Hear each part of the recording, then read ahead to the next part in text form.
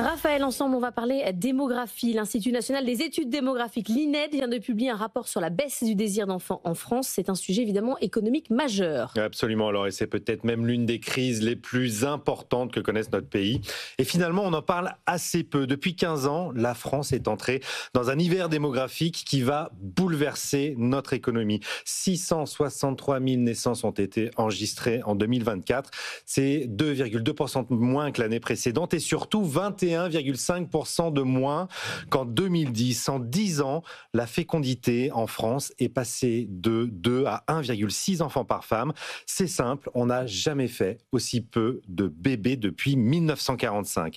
Et à en croire la dernière étude de l'INED, cette crise de la natalité n'est pas prête d'être endiguée.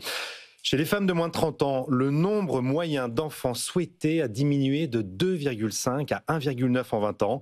Peur de l'avenir économique, peur de l'avenir climatique, mais aussi un modèle familial qui évolue, parfois au détriment de la parentalité. En 1998, le nombre idéal d'enfants par famille était de 2,7. Aujourd'hui, c'est 2,3. La famille type de 4 personnes était un plancher. Aujourd'hui, c'est un plafond. Alors évidemment, ça a des conséquences économiques. Et oui, des conséquences majeures, Laure, qui commencent déjà à se faire sentir.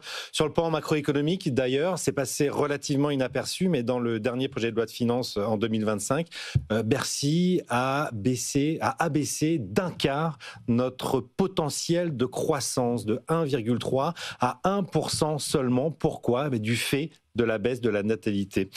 Sur le social, on connaît déjà les problèmes de financement sur nos retraites. Par exemple, on en parle très régulièrement sur cette antenne. On a aujourd'hui environ 1,7 cotisants pour un retraité. Dans 20 ans, ce ratio sera tombé à 1,3. Il ne faut pas être sorcier pour se rendre compte que ce système risque de voler en éclats. Et en réalité, c'est tout le financement de la sécurité sociale qui est en danger. Moins de jeunes, c'est moins de cotisations, et plus de personnes âgées, c'est plus de dépenses. On le voit déjà, encore une fois, on y est. Le déficit de la sécurité sociale, c'est 25 milliards d'euros cette année, sans crise majeure. Et même politiquement, ce changement est important. Pour la première fois cette année, en 2025, les plus de 50 ans sont majoritaires dans le corpus électoral, 51,6% très précisément. Ça va avoir des conséquences dans les choix des politiques publiques à l'avenir. Mais le problème, c'est qu'il n'y a aucune politique publique qui marche. Alors qu'est-ce qu'on fait ? C'est assez compliqué. Maxime Sbailly, l'essayiste qui a commis un dernier ouvrage qui s'appelle « Les balançoires vides » et que je vous conseille vivement de lire, donne 3 pistes pour redresser. Vous avez soit la procréation, tout simplement, relancer la natalité, refaire des bébés par des politiques natalistes, mais c'est vrai qu'on a beau essayer de partout en Europe et ailleurs, en Asie notamment, on voit que c'est très compliqué et que ça ne fonctionne pas très bien, ce qui n'empêche pas qu'on doit aider les familles tout de même, créer des places de crèche, aider les familles monoparentales, c'est la moindre des choses.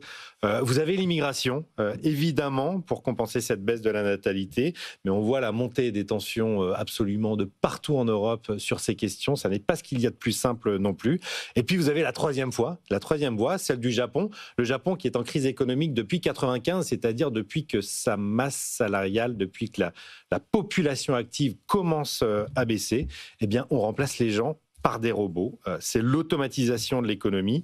On le voit au Japon, on le voit aussi aux États-Unis, mais là aussi, ça pose beaucoup de questions. Comment financer un système qui ne cesse de vieillir ? C'est une grande, grande question. Il serait temps qu'on y réfléchisse. Vous connaissez ma théorie ? Ah, je vous écoute. Pas plus d'enfants que de bras. Sinon après, vous ne pouvez pas traverser la rue. Bon, pas très bien. Ah oui, c'est vrai. Après, ils sont en surnombre. Exactement.